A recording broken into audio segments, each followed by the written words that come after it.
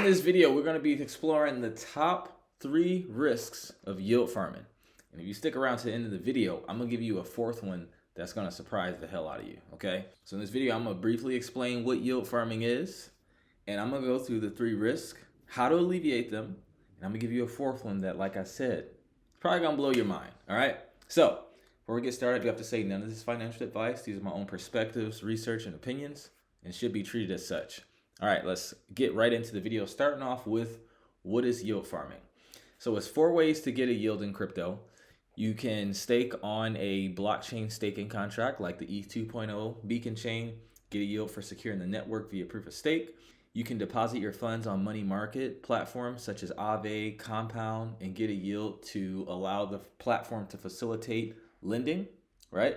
You can deposit your funds on insurance platforms such as Nexus Mutual and get paid passive income to facilitate or let the platform facilitate insurance premiums. But the most profitable way, the way we talk about on this channel all the time, is staking your funds in the form of pairs on decentralized exchanges and getting paid passive income anytime someone swaps from any of the 2 assets in your pool. So if it's the ETH-USDC pool, you get paid passive income when people go from USDC to ETH and ETH to USDC.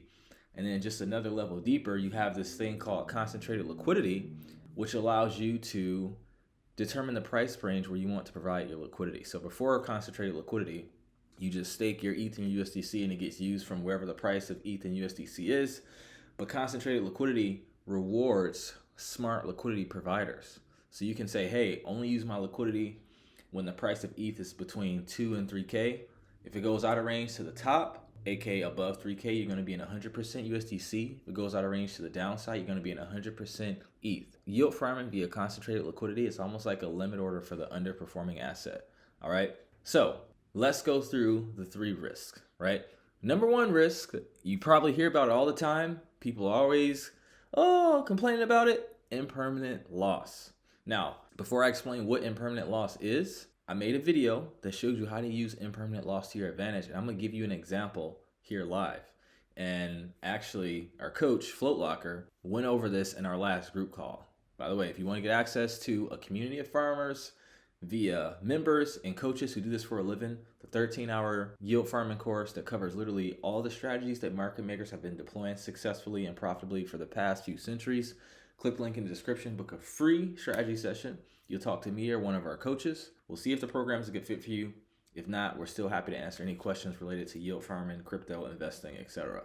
Now, going back to it, let me pull up a chart and show you guys. Let's say I want to provide liquidity from these 2 lines, from 2,271 to 3,836. Remember, impermanent loss is a limit order for the underperforming asset. So if ETH goes all the way down, and this is why we always say only provide liquidity for 2 assets you wouldn't mind holding on its own. Because let's say this was ETH shitcoin goes to 0, and it goes out of range to the downside, you're going to be in 100% of that shitcoin. You lost all of your ETH, right? But if you believe in both assets, or you have a strategy, this can actually be a benefit for you. Let me give you an example.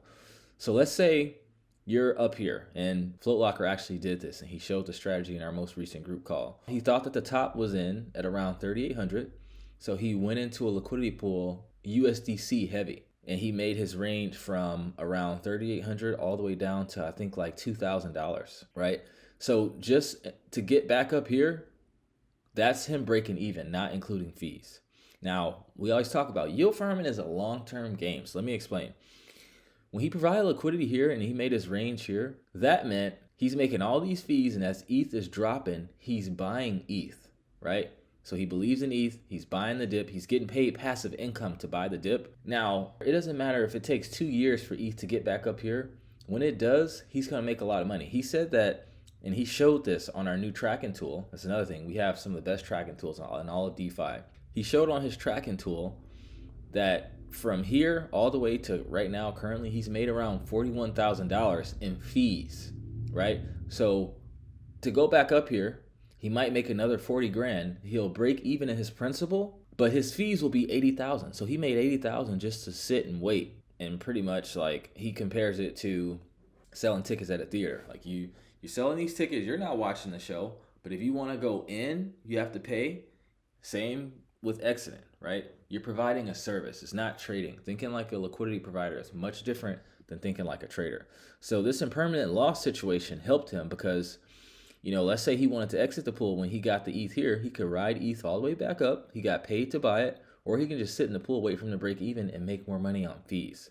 So in this case, impermanent loss will turn to impermanent gain, and it's actually more beneficial than just holding. Because if you're not outperforming a hodler, what's the point? That's another thing that our tool shows. If it's outperforming a hodler, and it gives you literally all the data, okay? All right, what is the second biggest risk? The second biggest risk is smart contract risk, right? You have these smart contracts that's facilitating all of these trades and swaps and everything. Smart contracts can be hacked, right?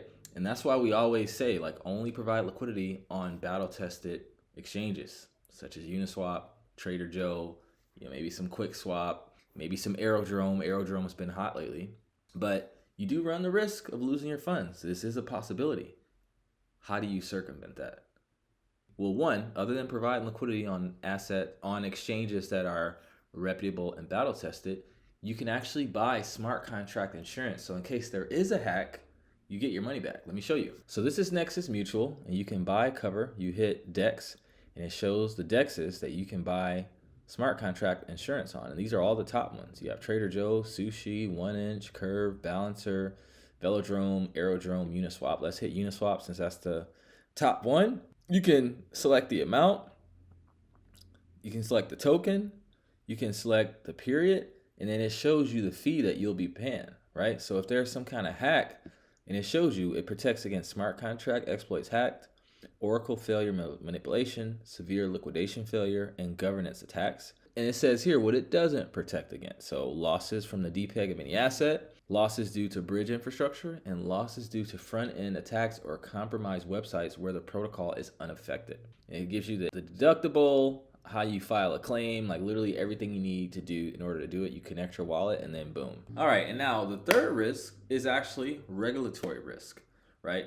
The SEC's kind of been coming after Uniswap, but Uniswap, they put their feet in the ground. They said they're fighting it. They have a huge treasury. They have the largest treasury in all of crypto, right above Mantle. So they have a huge war chest to pay lawyers, etc. But we don't know what's going to happen, right? We don't know if the SEC is going to say, hey, in order to be a market maker, you actually have to have this license, da-da-da-da. So I wouldn't even say this is like a risk, because even if they do that, I'm sure they're not going to penalize people from the liquidity providing that they were doing beforehand.